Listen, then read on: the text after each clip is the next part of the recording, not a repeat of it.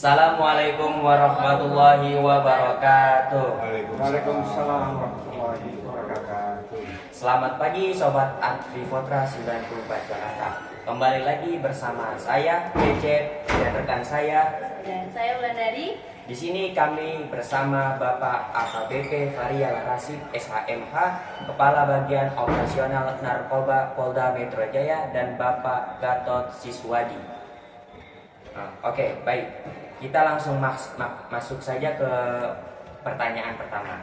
Pak, remaja ini kan lebih mementingkan gengsinya tuh Pak ya. Karena kalau misalnya nggak pakai narkoba, kayak culun gitu. Kalau nggak pakai narkoba, kurang bergaul. Nah, kalau nggak pakai narkoba, kayaknya kurang hebat lah. Bagaimana sikap kita terhadap mereka yang sudah terlanjur dalam dunia narkoba, Pak? Baik, kalau generasi muda saat ini untuk menggunakan narkoba bergabung dengan teman-teman yang seperti itu, tentu kita harus mengatakan tidak. Narkoba tidak bagus buat kita, buat kesehatan kita. Narkoba merusak masa depan kita. Tentunya hal itu kita harus katakan juga kepada teman kita yang mengajak. Dengan demikian, memberantas narkoba pasti akan kita capai. Mungkin dari Ulan mau nanya-nanya. Saya ingin bertanya kepada Bapak, kenapa Pak artis dan pejabat publik bisa terjerumus ke dalam penyalahgunaan narkoba? Baik, pertanyaannya bagus sekali. Artis dan pejabat publik ada yang terlibat penyalahgunaan narkoba. Sebetulnya itu tergantung daripada oknumnya, manusianya. Bagaimana dia mencoba menikmati narkobanya. Padahal narkoba itu kan sangat berbahaya untuk kesehatannya, ya kan? Mungkin dia sebagai artis dia merasa lebih kuat atau energik dengan menggunakan narkoba. Atau mungkin pejabat publik menggunakan narkoba bisa merasa lebih percaya diri, termasuk artis juga. Apakah dia untuk memenuhi suatu kebutuhan dari dia, makanya dia menggunakan narkoba tersebut? Bicara soal kebutuhan tergantung orangnya masing-masing. Kalau dia anggap narkoba menjadi kebutuhan dia, sebetulnya tidak. Narkoba kan barang berbahaya, ya kan? Tentunya dia harus menghindari narkoba itu. Mungkin dijadikan narkoba sebagai suatu style atau suatu gaya, padahal itu salah, ya kan? Buat kita semua.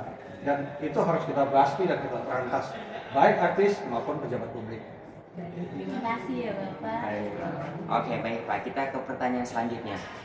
Pak, kalau misalnya orang pemakai narkoba itu kan pasti ada yang overdosis tuh ya Pak ya.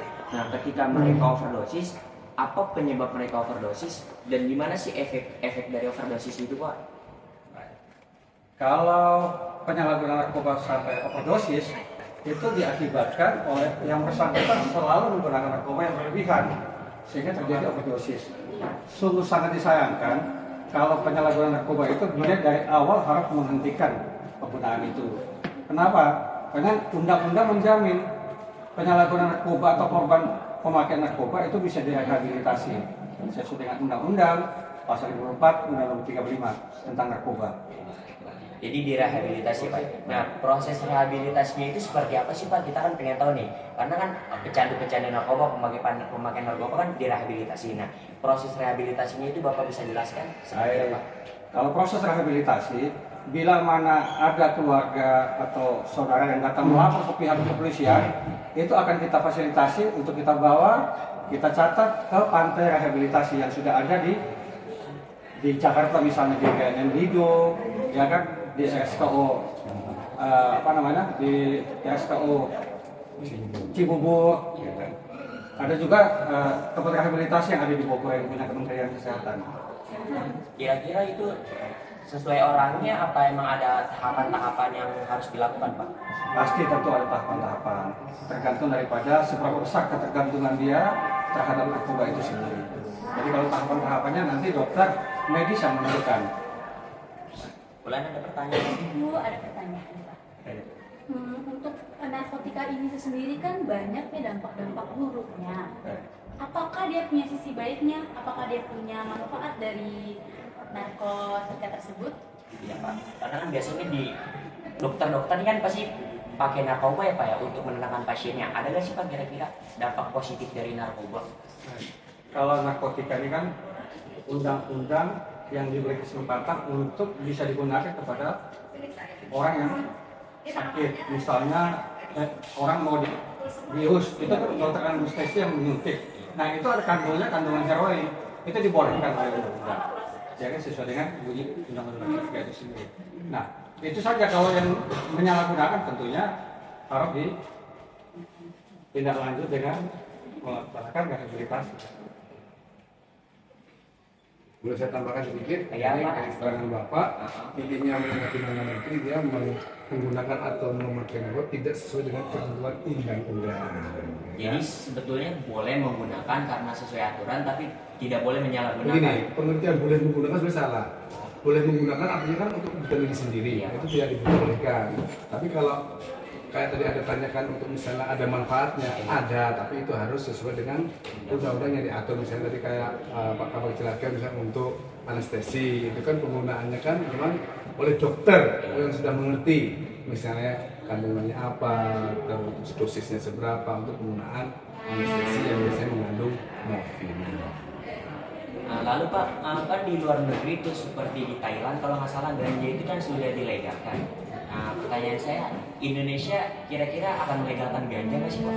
Pak Kapal Ini mungkin jadi bahan apa ya? Bahan perbincangan yang alot dari DPR ya. Iya. Ada yang menyetujui dan ada yang tidak. Nah, nanti tinggal kita lihat saja apakah memang bisa dilegalkan atau tidak. Tunggu waktunya. Nah, sementara dalam bahan pembahasan di lembaga perwakilan rakyat. Tapi kalau menurut Bapak, kira-kira Indonesia itu pantas gak sih melegalkan ganja atau tidak? Menurut Bapak? Menurut saya, Iya. karena ganja kan bisa dipakai juga untuk kesehatan kan, sehingga sebagian orang bisa menyatakan itu bisa dilegalkan. Tapi ada juga yang salah menyalahgunakan, itu yang banyak menganggap tidak boleh. Mana yang lebih banyak? Aku ada satu lagi pertanyaan Pak. Untuk usia berapa yang rentan terkena godaan narkoba? Bapak tahu nggak kira-kira apa di kantor Bapak itu rata-rata tuh anak seumuran apa yang atau ada orang dewasa? menggunakan? Rentan usia pengguna narkoba itu rata-rata umur 18 tahun sampai dengan 50 tahun. Jadi walaupun orang sudah dewasa masih 40, masih tetap juga ingin pakai narkoba. Makanya rata-rata kalau kita kalkulasi di antara usia 18 sampai dengan 50. Untuk tahun ini itu ada peningkatan atau penurunan para pengguna narkoba tidak sih? Wah, ini pertanyaan menarik ya. Nah, kalau pengguna narkoba memang makin tinggi ya. Tapi harus kita ketahui bahwa pengguna narkoba itu kan sebagai korban penyalahgunaan narkoba. Jadi korban-korban ini kalau sudah diamankan atau ditangkap oleh pihak kepolisian, itu nanti akan dilakukan assessment untuk direhabilitasi di tempat pantai rehabilitasi. Jadi bisa saya jelaskan, untuk para pengguna narkoba yang memang dinyatakan sebagai pengguna kan kita asesmen untuk dapat rehabilitasi. Nah, di rehabilitasi itu artinya mereka memang sebagai pengguna untuk disembuhkan. Nah, bagi penyalahguna narkoba yang terkena tindak pidana dan prosesnya untuk dipidanakan di penjara, itu artinya mereka bukan hanya sebagai pengguna saja, atau mungkin bukan sebagai pengguna tapi sebagai pengedar, sebagai bandar, sebagai orang yang menyimpan, ini sebagai orang yang mengedarkan, menyalahgunakan untuk mengedarkan narkoba tersebut. Baik nih Pak ya. Kira-kira ketika Bapak nangkap bandar sama Bapak nangkap anak buahnya itu, kira-kira proses hukumnya tetap sama apa beda tuh Pak antara bandar dan anak buahnya gitu Pak? Anak buah Bandar gitu misalnya pengedarnya. pasti berbeda ya. Karena ada undang-undang menyatakan dalam pasal 112 itu bagi pengedar, ya kan? Ada juga pasal yang pemakai. Jadi pasti ada dibedakan antara anak buah bandar dengan bandar. Nah, anak buah bandar ini juga tetap dijerat dengan pasal ya, mengedarkan, kecuali dia menjual kepada pemakai. Nah, yang pemakai ini yang kita rehabilitasi. Asesmen. Ya. Kira-kira Indonesia bisa lepas dari narkoba gak sih Pak? Oh, insya Allah bisa. Kita harus yakin dan kita jamin Indonesia harus bebas dari narkoba di tahun kalau BNN itu 2030 Amin ya. Amin. Tentu didukung oleh partisipasi semua pihak, remaja, putra-putri, anak SMP, SMA, mahasiswa, ya, tokoh masyarakat, tokoh agama untuk mendukung bagaimana kita mencegah dan kita melakukan pemberantasan narkoba di semua lini. Apa tindakan Bapak untuk memusnahkan para pecandu narkoba dan para pengedar narkoba? Ya tentunya kita harus memakai undang-undang bicara dengan undang-undang sehingga pelaku-pelaku narkoba bandar atau pengedar itu biar tidak lagi mencoba untuk melakukan penjualan atau mengedarkan narkoba itu. Dia dijerat dengan hukuman yang seberat-beratnya, ya kan? Sehingga dia kapok untuk melakukan itu, dan itu untuk membatasi atau memotong mata rantai kepada orang yang membeli. Oke, bisa saya tambahkan dari keterangan Pak Toto. Jadi di Direktorat Reserse Narkoba kita intinya ada 2 langkah, yaitu langkah represif dan langkah preventif. Langkah represif yaitu langkah untuk intinya penindakan tidak penyalahgunaan narkoba, yaitu dengan proses menangkap, mempidanakan, ya kan, kemudian setelah ditangkap proses ke pengadilan untuk dilakukan penahanan. Itu tindakan utama dari kepolisian kita, yaitu tindakan represif. Dan kedua ada tindakan preventif.